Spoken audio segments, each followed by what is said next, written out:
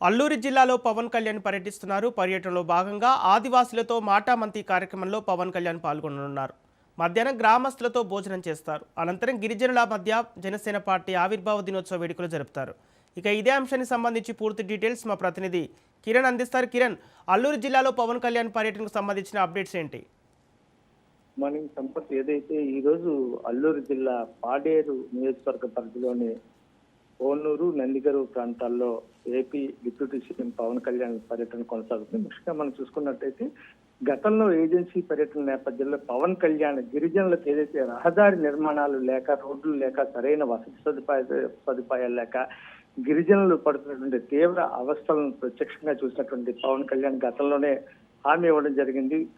తమ పార్టీ అధికారంలోకి వచ్చినంత, ముఖ్యంగా కూటమి అధికారంలోకి వచ్చినంత ఖచ్చితంగా గిరిజనులకు రోడ్ల సదుపాయాలు కల్పించి అన్ని మౌలిక సదుపాయాలు కల్పిస్తామని హామీ ఇచ్చిన నేపథ్యంలో ఈ కారణంగానే ప్రధానమంత్రి జన్ మన్ పథకంలో భాగంగా అడవి తల్లి బాట పేరుతోటి రోడ్ల నిర్మాణానికి కోట్లాది రూపాయలు ఏజెన్సీ ప్రాంతానికి వెచ్చించడం జరిగింది. ఈ కారణంగానే ఈ రోజు మనం చూసుకున్నట్లయితే ఏదైతే పాడేరు ప్రాంతంలో ఉన్నటువంటి నందిగరు గ్రామానికి సుమారు 2.4 కిలోమీటర్లు 1.75 కోట్ల వ్యయంతో అక్కడ నిర్మించినటువంటి రోడ్డుని ఈ రోజు పవన్ కళ్యాణ్ ప్రారంభోత్సవం చేయడం జరిగింది. ముఖ్యంగా మనం చూసుకున్నట్లయితే కొద్దిసేపటి క్రితం ఏజెన్సీ ప్రాంతాల పర్యటనకు వచ్చినటువంటి పవన్ కళ్యాణ్ అక్కడ పార్టీ ఆవిష్కరణ సంబంధించి ముఖ్యంగా 13వ వార్షికోత్సవం ఏదైతే జనసేన ఆవిర్భావ దినోత్సవాన్ని కూడా ఈరోజు ఏజెన్సీలో జరుపుకోవడం జరిగింది. పార్టీ జెండాను ఆవిష్కరించడంతో పాటు అక్కడ ఉన్నటువంటి గిరిజన బాలబాలికలు ఎవరైతే ఉన్నారో వాళ్ళతోటి ఫోటో సెషన్, అదేవిధంగా ఏజెన్సీ ప్రాంతాల్లో అధికారులు నిర్మిస్తున్నటువంటి రోడ్లు ఏవైతే ఉన్నాయో వాటిని పూర్తిగా ఫోటో సెషన్ కూడా సందర్శించడం. మరోవైపు మనం చూసుకున్నట్లయితే అక్కడ ఉన్నటువంటి విద్యార్థినులు ఎవరైతే ఉన్నారో చిన్నపిల్లలు వాళ్ళందరికీ కూడా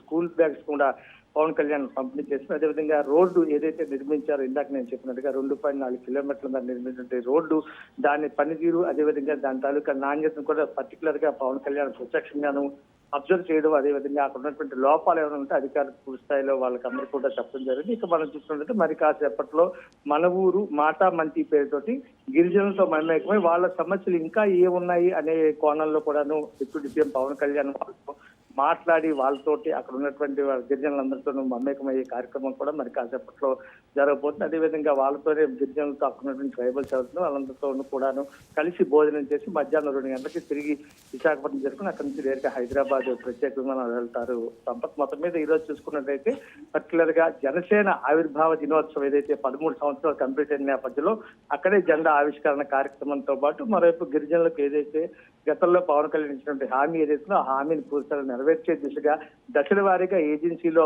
ఉన్నటువంటి అన్ని ప్రాంతాలకు కూడాను అక్కడ రోడ్ల నిర్మాణ కార్యక్రమంలో భాగంగా